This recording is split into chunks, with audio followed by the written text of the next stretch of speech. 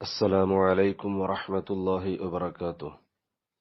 SSF Wisdom Hadith Class 188 عن أبي هريرة رضي الله عنه عن رسول الله صلى الله عليه وسلم قال: لا يشر أحدكم إلى أخيه بالسلاح فإنه لا يدري لعل الشيطان ينزع في يده فيقع في حفرة من النار.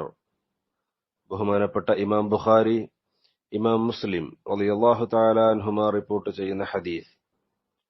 Abu ഹുറൈറ റളിയല്ലാഹു തആല അൻഹുവിൽ നിന്ന് നിവേദനം. ഹബീബ് നബി സല്ലല്ലാഹു അലൈഹി വസല്ലമ തങ്ങൾ പറയുന്നു: ലാ യുഷിർ അഹദുക്കും, നിങ്ങളിൽ ഒരാളും ഇശാറത്താക്കരുത്, ചൂണ്ടിക്കാണിക്കരുത്, ഇലാ അഖീഹി, തന്റെ സഹോദരനിലേക്ക്, ബിസ്സിലാഹി, ആയുധം കൊണ്ട് സഹോദരനിലേക്ക് ഒരാളും ഇശാറത്താക്കരുത്, ചൂണ്ടരുത് എന്ന് പറഞ്ഞാൽ കത്തി അല്ലെങ്കിൽ വാള് അല്ലെങ്കിൽ അതുപോലെയുള്ള എന്തെങ്കിലും ആയുധങ്ങൾ അതുപയോഗിച്ച് തമാശയ്ക്ക് പോലും നമ്മുടെ സഹോദരങ്ങളിലേക്ക് ചൂണ്ടാൻ പാടില്ല.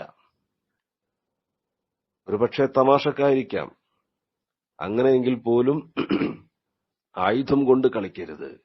ആയുധം കൊണ്ട് ചൂണ്ടാനോ, കുത്തുന്നത് പോലെ ആക്ഷൻ കാണിക്കാനോ, വെട്ടുന്നത് പോലെയുള്ള ആക്ഷൻ കാണിക്കാനോ ഇതൊന്നും ചെയ്യാൻ പാടില്ല. തമാശയ്ക്ക് പോലും പാടില്ല. കാരണം ഫഇന്നഹു ലാ യദ്രി, കാരണം അവൻ അറിയില്ല, ലഅല്ല ശൈത്താന യൻസിഉ ഫീ യദിഹി, പിശാച് ഒരുപക്ഷെ അവന്റെ കയ്യിൽ അത് ഊരിയെടുത്ത് പണി പറ്റിച്ചേക്കും. കാരണം ഇവൻ തമാശയ്ക്ക് ഒരു ആക്ഷൻ എന്ന നിലയ്ക്ക് കുത്തുന്നത് കാണിച്ചതായിരിക്കാം, അല്ലെങ്കിൽ വെട്ടുന്നത് ഒരു രൂപം കാണിച്ചതായിരിക്കാം. ഒരു പക്ഷേ പിശാച് ആ വെട്ട് നേരെ മറ്റവന്റെ ശരീരത്തിലേക്ക് കൊള്ളുന്ന രൂപത്തിൽ അതിനെ അപകടപ്പെടുത്തിയേക്കാം.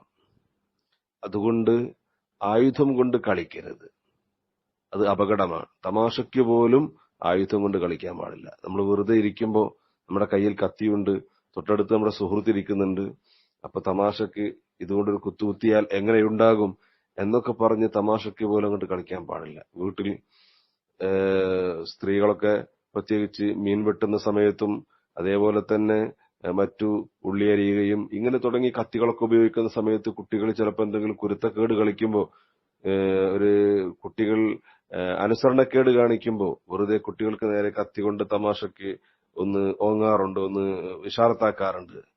ഇത് അപകടമാണ്. ഒരിക്കലും അങ്ങനെ ചെയ്യരുത്. കാരണം പിശാച് ചിലപ്പോൾ പറ്റിച്ചേക്കും. നമ്മുടെ കയ്യിൽ നിന്ന് ചിലപ്പോൾ കത്തി തെറിച്ചു പോകാം. അത് മറ്റവന്റെ ശരീരത്തിൽ കൊണ്ട് മുറിവ് സംഭവിക്കാനൊക്കെ സാധ്യതയുണ്ട്. അതുകൊണ്ട് കത്തി കൊണ്ട് അല്ലെങ്കിൽ ആയുധം കൊണ്ട് കളിക്കരുത്, അത് കൊണ്ട് ഇശാറത്താക്കരുത്. ഫയഖഅ ഫീ ഹുഫ്റത്തിൻ മിനന്നാർ, അങ്ങനെ ഇവൻ നരകക്കുണ്ടിൽ വീഴാൻ അത് കാരണമായി തീരുന്നതാണ്.